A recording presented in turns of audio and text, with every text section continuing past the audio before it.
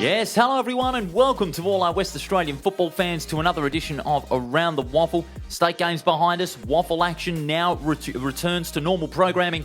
Round 8 this weekend, all 5 games on the Saturday, all of utmost importance for the race for the 5 at this early stage in the season as we head towards the end of May. Paul Persick with you in the studio alongside the one and only Ethan Roth. And Rothy, I tell you what, huge Saturday of football this one because the finals forecast is starting to take shape. Yeah, it is, Paul. Early finals guide, I guess you could say, with the ladder. 3 teams probably touted as favourites at the moment, but, you don't have to be a couple % off on your day and anyone can win in this great competition. Absolutely. Any team can be beaten by anyone on any given day. That's how good this competition is. Of course, we'll preview all the 5 games here on Around the WAFL, your go-to WAFL podcast in 2024. And, of course, we'll give you something as well to look forward to on the traditional WA Day public holiday as well. You do not want to miss it. Let's get right into it here on Around the WAFL.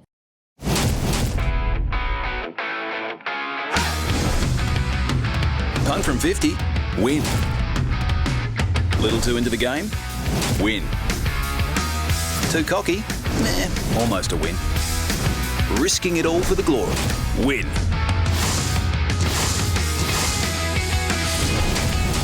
It's win-win at the WAFL. Great footy, food and entertainment. Find out more at waffle.com.au. Okay, first of all, we're going to pop up the ladder after 7 rounds of competition because we're going to give you the early finals forecast for season 2024. The ladder after 7 rounds, Peel Thunder, East Perth and South Fremantle all tied on 20 points, but Peel Thunder hold top spot on percentage. Then West Perth and East Fremantle make up the final 5. Swan Districts, Claremont, Subiaco and Perth each on 8 points along with the reigning premiers, the Sharks. And the West Coast Eagles still locked in on 4 points. It has to be said, Ethan, despite the gaps between the top 3 and 4th and 5th, it is still quite an open race at this early stage. Yeah, well, you just look at it in 2020, top 3 on points, and then it's stacked. It goes down from there. So, yeah, I mean, so many teams still in the race. You have to say, the best part of, 7 to 8 teams, or even, everyone really can still make the 5. Yeah, absolutely. It's a very intriguing race. Let's look at the teams in the 5. First of all, Peel Thunder, of course, what a great season they're having. They're continuing to win such games in dominant style. They got some tremendous depth. And the continuity, even with the sprinkling of players from the Dockers who are coming in and out of the AFL side, the continuity is still there. And for a first-year coach, Adam Reid, what a job he has done to get the team 5-1 after 6 games. Yeah, and good to hear that he's back on his feet and well after missing a game through sickness. 10 numbers and did a fantastic job. But he's really starting to get his groove in the coaching scene. There's not much drawbacks for this Peel Thunder side. I mean, yeah, they had a loss. They have had one loss this season, but they've not really held back, and that's a really good thing about this Thunder side. People can talk about, they've got Dockers players in their side all they want, but if the balance is better than what it was with their back-to-back premierships, you can't really go wrong. Yeah, and it's their young brigade of talent coming through. It really, when they need people to step up, it's more often than not the non-Dockers players, to be honest. So, yeah, they're in a rich vein of form, and they'll be looking to continue this week. And you've got a returning Blair Bell, of course. He came back in the game against West Perth, and he picked up right where he left off after injury, and of course a stint in the reserves. East Perth, well, what another good start of the season they're having. They're playing much better football at this stage this year than what they were last year. I think there's a little something extra that they've brought to the table in 2024 under Ross McQueen. There is, and that depth that we always speak about with East Perth. Hammer Brayshaw said on the show last week that he's happy to keep missing games, tongue in cheek if they keep winning. And obviously he's had a disrupted pre-season, but the depth, like what Peel Thunder have got, the depth for East Perth is there at every end of the ground, and they just keep on delivering. They do, yeah. It's really, reflection of how well their program is doing as a whole. And, Ross McQueen, he's doing a fantastic job. Especially when you're looking at, obviously, the likes of Hammer Brayshaw, Mitch Crowd and Angus Scott, who played a decent patch in the state game last Sunday afternoon, but he's having some great form with East Perth as well. And you're talking about their avenues to goal. Tommy Medhad, who's been averaging 3 or 4 goals a game in the last month or so. And you're also looking at their back line as well. They've got some good young faces in there, but they're continuing to blossom. Yeah, and they really gel well together. They seem like they're really, united as a team. There's a lot of young guys in that team who, seem like they're, really good mates off the field. Just the culture of the club seems on the right track.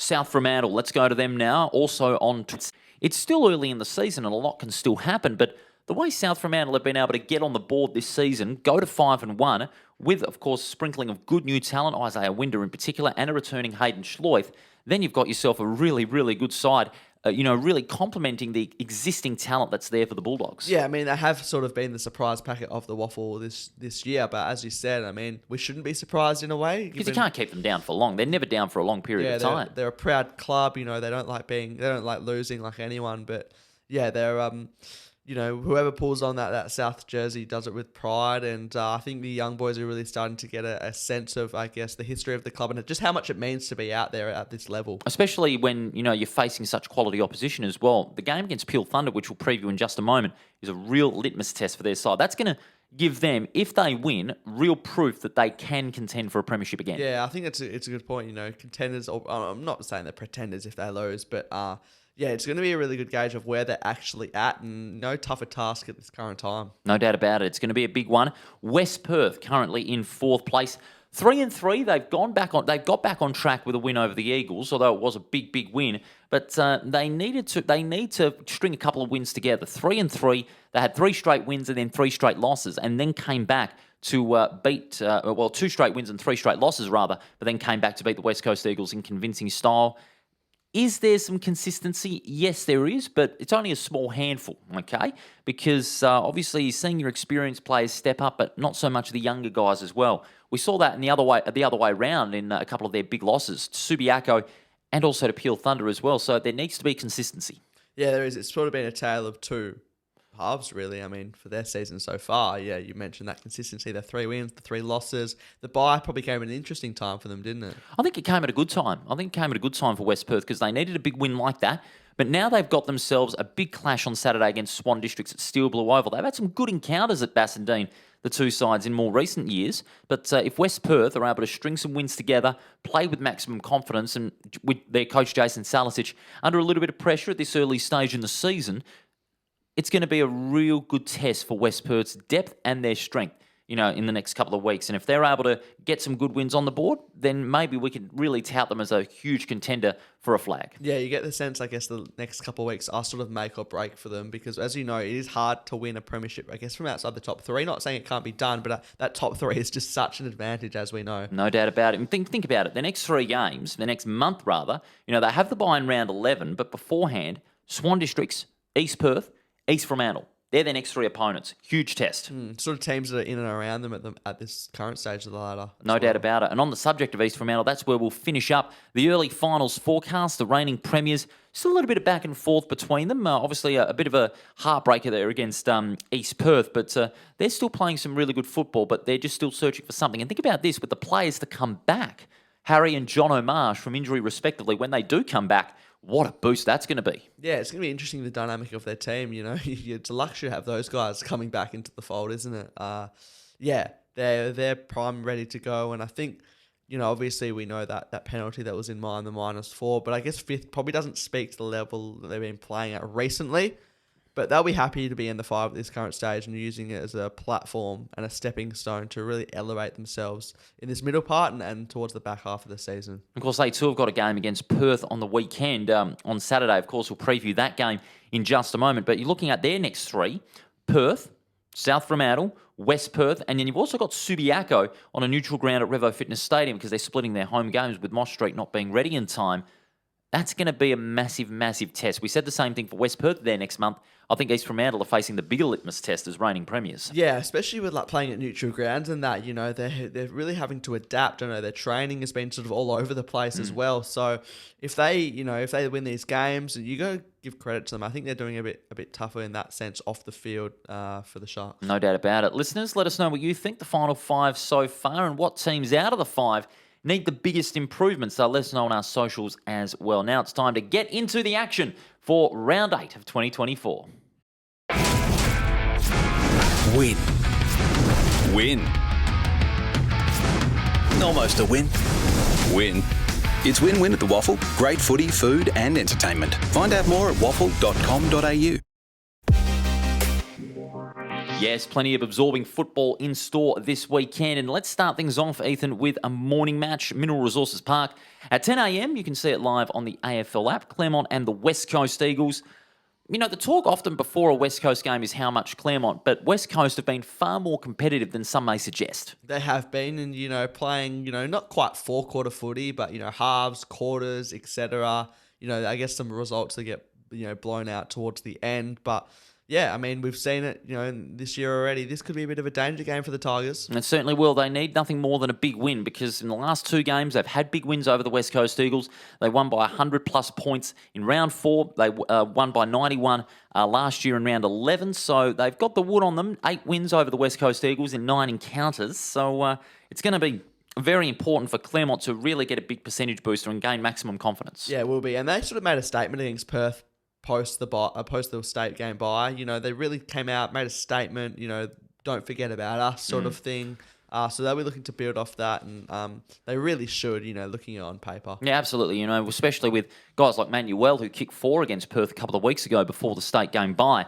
And you've also got Rogers seeing plenty of the footy, Jai Bolton, Munguru Frederick, and I said before, creating the maximum impact, got the 4 votes in the Player of the Year. His efficiency and his pressure and attack of the football is going to be a key for the Tigers. It will be, yeah, that run. And I guess with West Coast lack of a constant 22 as well, we're not quite sure how they'll line up week to week. And Ollie Eastland, he's going to, you'd expect him to tear up in the ruck. He has to. I mean, what a performance he has had so far this season in the WAFL for Claremont. I mean, he's averaging something along the lines of 35 to 40 hitouts. And he's got plenty of backup as well, but his follow-up work doesn't get talked about a lot, and it deserves a lot of credit. His follow-up work is able to set up those centre clearances for Claremont, which is such a pivotal part of their game. And his goal kicking as well has really improved out of sight, and it'll be a big test for young Colin Livingston in the West Coast ruck department. He'll probably learn a lot. It's his biggest test, I reckon. Yeah, I mean, he's been up to it, I guess, Colin Livingston. You can certainly see why he's on an AFL list. Absolutely, and he's got what it takes to play at the next level, Livingston. He's really blossoming as a good, mature ruckman. Obviously, it's just, the continuity in that side, that's only a big detriment, so to speak. It is. Clay Hall set to miss as well this week. Obviously, he got booked for in the game against East Perth a couple of weeks ago. So he'll be sorely missed because he's been pretty instrumental. That big-bodied midfielder in and under. Jay Cully as well, of course, he returned a couple of weeks ago from injury and also a very important player in the side. He is, yeah. I mean, he's obviously trying to push his case for AFL selection and, that injury history that, we've spoken about. So from a West Coast WAFL point of view, they'll be looking to keep him as much as they can because these rare guys, these midfielders, I think he's 6'4", maybe. He's 6'4", yeah. He's a big muscly man, and he's got plenty of muscle to really help the players, especially when they're attacking the football with plenty of desperation. Can hit the scoreboard as well. Kicked a nice snap, a roving snap a couple of weeks back. So yeah, he's the full package for the West Coast Eagles, and let's hope he can run out a full game. Well, I must correct you just quickly on Clay Hall. He did play in the game against the West Coast Eagles a couple of weeks ago, so he did get off. Okay. He did get off in the game against East Perth, kicked a goal in that big loss to West Perth, but looks like he'll be back against Claremont, just to correct you there. But with the game in general, with that in mind, who does win? Claremont for mine. Claremont, they've got to win. There's no other option. They got to have a big win. We said the same thing, having said that to East Fremantle. They got to have a big win against the Eagles. Look how that turned out. Claremont wouldn't want the same thing to happen to them. Having said that, I don't think it's going to be like a 100-point blowout. I think it could be 30, 40 points somewhere around there. Maybe, or along that line. If anything, it's bigger than 30, 40 points. Then that's blowout territory when you're having a look at it. It is, yeah. Claremont and West Coast at 10 a.m. at Mineral Resources Park to kick off round 8. And then we go to a massive clash. This one is an absolute beauty to look forward to. Lane Group Stadium at 2 o'clock on Saturday on the AFL app. The top place Peel Thunder against the third place South Fremantle. This one is definitely the game of the round. Oh, 100%. Really looking forward to it. South Fremantle, they don't really make the trip down to Mandurah too often, do they? So this will be a bit of a test for them. And, they had some close encounters of past Peel Thunder. They both got a win last year in sort of games that were decided there. So yeah, they've had some good battles in the past, and this one shapes to be a beauty and a real, as we said, on Tuesday, a real test for South Fremantle, where they're truly at. It is. It's where they're going to be. It's where they're truly going to be at following this game. If they can get the job done, or keep themselves right in the contest and only lose by a goal or two, because Peel Thunder, I feel, at home, tremendous advantage, especially against the visiting team having to go a long way up the freeway to head to Lane Group Stadium. But I think this game is going to be a lot more even than what it suggests. Yeah, fingers crossed. And Isaiah Winder, has plenty to prove against his, I guess, original side in Peel Thunder, originally where he got drafted, played a bit of league footy out of there. So hopefully he comes back and, Jacob Blight will be key down back as we No always doubt say. about it. I reckon that South Fremantle forward line is going to be under the microscope. How do they keep themselves in superior position against Jacob Blight? In turn, how does Jacob Blight nullify the presence of South Fremantle's forwards? It's a good point. You got guys like Paulson down there, the flexibility. And they Donaldson as well, the swing man up forward. Yep, Strom, Strom at both ends of the ground. If one Strom doesn't get you, the other will. Yeah, we love to say that. So, yeah, and they have goal-kicking mids as well, the South Fremantle. I think that's been one thing that South Fremantle have done really well. Their mids are hitting the scoreboard. That's right. So, yeah, this game shapes to be an absolute belter. I reckon this one could be a shootout. I reckon it could be a shootout High at both scoring. ends of the ground. Yeah, high scoring. Both have got good depth. Goal-kicking mids at both ends of the ground. Disposals, they average very highly as well. They're very efficient in front of goal. This one is expected to be a beauty, I reckon. It could be maybe a game of the season potential. Given the stakes in this one, the winner could jump to top spot on the ladder after round 8 of football. So this one's very evenly matched between both sides on paper. If South Fremantle win this, I reckon the roof of Fremantle Community Bank Oval later that night could go off. I think this is going to be one of the biggest stories of the WAFL competition. No doubt about it. The people are going to go berserk online if South can get the job done. No doubt about it. Of course, South Fremantle, very proud, passionate club. Plenty of proud, passionate fans. No doubt they'll be going down to Lane Group Stadium for this one. It's going to be a battle of midfield. It's going to be a battle of ruck as well, with Josh Branchy against Liam Reedy as well. What a battle that's going to be. Yeah, I mean, Liam Reedy, he shouldn't really be in the WAFL competition, really. He's just too dominant. You think so? But we love it. We love it, though. It's great to witness. And question is, if Liam Reedy doesn't play in that Peel Thunder side, if he's selected for Fremantle because they got a game on Friday night against Collingwood, who do you replace him with? Yeah, I guess you got Max Noble in the reserves Noble, on yes. Freo's list, etc. So he's someone who's played not too much league footy, but yeah, expect Reedy to be there firing, and it's I can't wait for this game. Who wins? I think Peel Thunder, as much as South Fremantle join the fight back, you jump on the bandwagon. I think Peel Thunder might just be too convincing at home. Peel Thunder for me as well. Great record at home they've got this season, but South Fremantle are going to make a game, but it might be less than a goal in that one. What a beauty that's going to be. The Thunder taking on the Bulldogs in Mandurah. Let's go to game number 3. It's a battle of the co-tenants, this one at Sullivan Logistics Stadium at 2:10. This is live on Channel 7. Do not miss it. It's going to be a ripper game, this one. East Perth taking on Subiaco. It's more of a danger game for Subiaco, I think, given how open the competition is with 5 teams on 8 points. It's more of a danger game for the Lions. Lose this one and their finals chances take an early hit. Especially, down the bottom of the ladder, and also their losses of recent haven't been close losses. They've sort of been blown out towards the end a little bit. Well, except the one a couple of weeks ago against South Fremantle. Yes, of course, that game. So I guess they were coming back from a poor start of the start of that game. So yeah, this is interesting. I mean, I've been probably a bit too lenient on the Lions of late. I've tipped them a lot, and hard to see how I'm going to go with them on this occasion. Well, especially, when there's one major concern. Ben Sokol in the state game last Sunday, he went to the rooms twice, and it might be a hamstring concern, but we'll get you more on that as the weekend slowly gets closer. But he was feeling a little bit wobbly over there at Optus Stadium on Sunday afternoon in that state game and had to go to the rooms, did not take any further part in the match. Yeah, it's unfortunate for him. He missed footy before, so he's only kind of just got back as well. So yeah, expect a shootout nonetheless, though. I think some Lions, forwards can step up in his absence if that is the case. Problem is, if Sokol goes out, Mayo's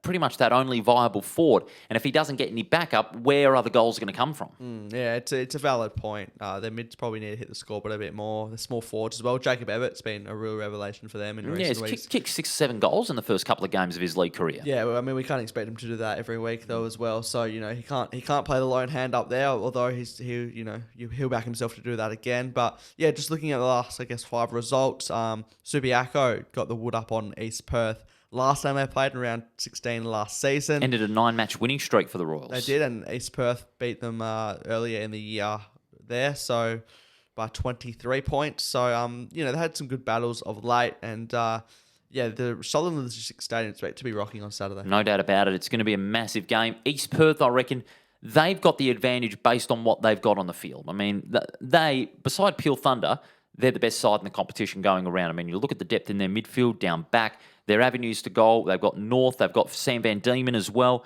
Obviously, up forward, who's going to come back in a couple of weeks' time. Of course, he got suspended for an incident on Anzac Day, but he'll be back down the track. So as long as you keep your viable forward options, you keep your forward options viable in that forward line, you keep kicking those goals, depth's not a major issue over there at East Perth. It's not, Mitch Schofield's out for the season, but, someone like a Darcy Craven comes in. Darcy Craven blossomed on his debut. Adapts to WAFL footy like no worries at all. No, he kicked 3 goals in his debut a couple of weeks ago. He was absolutely fantastic over there. Got himself a valuable lot of votes that game against the West Coast Eagles back in round 6. But also Tom Graham as well. Of course, he kicked 4, outplayed Matty Jupp 2 weeks ago in the win over East Fremantle. So they've got some good young forwards that are really filling in those experienced shoes. Yeah, they are, and that's probably where they've been able to separate themselves from the rest of the competition, really. Tough game to pick this one. Subiaco under the most pressure. East Perth, they've got a couple of holes that can be filled up forward and in the midfield. Who takes out this one? It could be a close one. I think, it could be close one. I think the Royals, though. I'm going to go the Royals as well. East Perth, I'm only by about 2 goals. I reckon it'll be a 2-goal game at the end. You expect the Lions to be fired up, don't you? Absolutely. They'll be fired up after a difficult start of the season. It's going to be a beauty. The Battle of the Co-Tenants at Sullivan Logistics Stadium. East Perth taking on Subiaco. And this one is also going to be live on the AFL app on Saturday afternoon. It's on a neutral ground at Revo Fitness Stadium. East Fremantle taking on Perth at 2:10 on Saturday. The gap between the two sides isn't truly reflected because both these sides are on 8 points. But the problem I have with Perth is that they're not playing a 4-quarter game. And especially when you're facing the reigning premiers on a neutral ground, a 4-quarter game is a must. It is, neutral ground, so it's weird stuff, isn't it? Could that play in the favour of the Demons? Who knows? It's frying my brain, I'll tell you that much, playing on a neutral ground. Yeah, I mean, the Sharks are usually pretty good against Perth, aren't they, though? So they'll back themselves in. Absolutely. They've had a good record over them. Last 5 games, they've won quite convincingly, including a 49-point win in round 19 last year.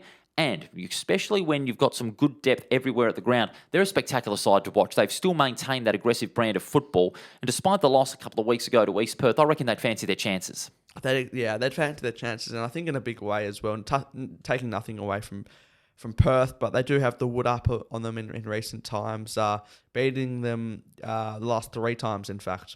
Yeah, no doubt about it. And they average something around about 6 more goals a game and 18 more disposals a game. So East Fremantle, they see plenty of the football. They've got the players to do so. They've got the game plan that's absolutely perfect for their style. And against any opposition, regardless of whether they'd be a Peel Thunder or a Perth or even a Subiaco, rather, they need to really get a 4-quarter game going once again and put the Demons to the sword if they really want to solidify themselves. They do, 4-quarter effort is key, especially, we know about, I guess, Perth struggles away from home in the start to the season. And, I guess Charlie Thompson's been carrying the Perth load probably a bit too much in the absence of Charlie Constable. So who else can step up? It seems like a recurring theme we talk about each week for the Demons. Yeah, you're absolutely right. Who's going to step up in Charlie Constable's absence? We haven't seen a lot of that. And we also see a couple of those up forward that really need to get it going. Noah Cashard had a bit of a difficult game in the trial match at Fremantle Oval just a week and a half ago. So I reckon he's going to face a really big test after having a quiet one at Fremantle Oval. Yeah, I mean, I like Noah Cashard. He's a good young player, so he'll be better for that experience. Yeah, it's a good learning experience for Noah Cashard over the weekend in that state trial match. But you also have the likes of Jack Cooley, Trent Manzoni, seeing plenty of football. Reagan Clark and Blake Schlensog, the former South Fremantle player. They've really got to step up now. It's their time to really prove that they can have some good continuity in midfield. Yeah, and Schlensog's been playing in the WAFL for numerous weeks now, so I think we can expect him to sort of take his game to the next level and not, I guess, we've probably said, it's just getting back into it, new club, year off in the WAFL, but now he's back into it, really needs to step up because he is probably one of the more high profile and, I guess, expected players to step up for the Demons. From East Fremantle's point of view, one player that I reckon provided a massive, massive boost upon his return is Cody Leggett. Because I think in the first few weeks when Cody Leggett wasn't playing due to injury and a spell in reserves, I don't think they really found that number one key forward, to really be that main avenue to goal. That was until Cody Leggett came back in the game against East Perth and also a couple of weeks ago. And that's when he's really started to find his true form. 4 goals in round 6 against Subiaco, another 2 in round 7 against East Perth. So I think that's really starting to bolster their forward line a lot more than what we anticipated. Adds a point of difference, doesn't he? It does, sort yes. of in that in-between, tall and small forward. He's pretty rangy. He's so, you can tell he's just got such a great knowledge and footy sense, smarts around the goals. This is the bit of the Cody Leggett Cup as well, facing his old side. Absolutely. Cody He won't Leggett mind Cup on it. the line. Speaking of the Cody Leggett Cup, who's going to win it on Saturday? I think East Fremantle. East Fremantle, easy. Despite it being on a neutral ground, I think they'll take to that very, very well. They did play at Revo Fitness Stadium back in round 2 before. 90-point win over Claremont. Could they do it again? You'll check that one out live on the AFL app on Saturday at 2:10. And then the final game of round 8 from 2:30, Steel Blue Oval. These two sides, Swan Districts and West Perth, they have had a couple of close encounters in recent times over at Steel Blue Oval, and I reckon this one could be a real belter because I don't think West Perth should take Swan Districts lightly. They seem to really gain a bit of an extra edge when they're playing West Perth. I mean, when you look at their last couple of encounters at Steel Blue Oval, Ethan, round 3 last year, West Perth came from behind and won by 7 points. And then round 19, Swan Districts did the same thing on a wet day and won by 12 points. So this one could be another mouthwatering contest. Yeah, at 2 and 4, I don't think that's a reflection of how well Swan's been playing. They lost obviously after the siren, as we know. They're a better placed team than a 2 and 4 team, I reckon. I think so. I mean, when you're looking at the sides on paper and the young talent that they've, blooded over there at Swan Districts. Yeah, and the recruits as well. You're speaking of Rokar, Chalcraft, etc. So Rokar played a ripper game in the state game despite WA getting hammered. against his former state. So yeah, this is a game to watch. I genuinely am sitting on the fence. Like, I'm thinking, I can't pick a winner. No, I'm with you. I'm with you on that one because, both sides evenly matched on paper. West Perth looking for that resemblance of consistency. Swan Districts playing a lot better than what some may suggest. I mean, they only went down to Peel Thunder by some 3 goals, but they were very inaccurate. That's one thing that they really need to address. Dean Munns could be a suitable task, a suitor for that matchup as well, the captain of West Perth. So a good routine defender, can play a bit of in and under at the coalface as well. So I reckon it's either Munns or Pecoraro that could fulfil that matchup. Yeah, it's and even Just Gender's around the place as well. So he's been better for some WAFL footy this year at just 19, 20 years of age. Both midfields in this game blend youth and experience, of course, but it's who's going to be the most efficient out of the 2 midfield units. I mean, when you're looking at Swan Districts, Rokar, Turner, Shalcraft, Glass McCasker, West Perth, you've got Black, Meadows, Connor West to an extent as well. It's such an even matchup. Yeah, and I think potentially Swans have a bit more of explosiveness in there as well. I think would you say that's a fair point? I think that is a fair point when you're looking at it because they play with a little bit more extra ferocity when going in and under, especially against some high quality opposition. Yeah, no disrespect to you, Shane Nelsons and Connor West, very, very seasoned players of the WAFL, very good players. But I think, Swans have a bit more explosiveness out of the pack and, they can burst from stoppages a bit more, I think. Yeah, exactly right, especially when you've got that explosiveness of Turner and Rokar in particular. And Chalcraft as well. So, they bat quite deep there. And, taking nothing away from the Falcons, though, as well. I don't think they mind travelling to Bassendean, although the faithful, you can be a bit of a psychological thing. The 19th man in the cam bar there making a lot of noise, showing their support for the Swans. This one obviously is a harder game to pick than a broken nose, I'll tell you, at the cliche. But we got to pick a winner. Who wins? I'm stunned. I'm going to back the Swans. Ooh, big call. Yeah, but not a bad one. Their explosiveness for no real reason, really. Like I'm on the ledger. Yeah, same here. For no reason, I've got to go the other way. I've got to say West Perth. Which, is usually turned out for you in this podcast this year. Absolutely. Well, a bit of a mixed bag, 3 wins and 3 losses. But that game, 2:30 on the AFL app, should be an absolute beauty. Maybe a sleeper hit of round 8. Swan Districts taking on West Perth to conclude round 8's action. Introducing the WAFL Merch Shop, your ultimate destination for all things WAFL. From jerseys to scarves to caps, show your support for the WAFL in style. Grab exclusive merchandise now and gear up to cheer louder than ever before. Visit shop.wafl.com.au today and let your passion shine. Now, something to look forward to, Ethan, one of the great traditions of WA football, the Activ WA Day Round. Does it get any better than that? It does not, yeah. It's an all-time great footy tradition, isn't it? Absolutely, of course. Big games on the Saturday, Sunday and the Monday, June 1 through to the 3rd.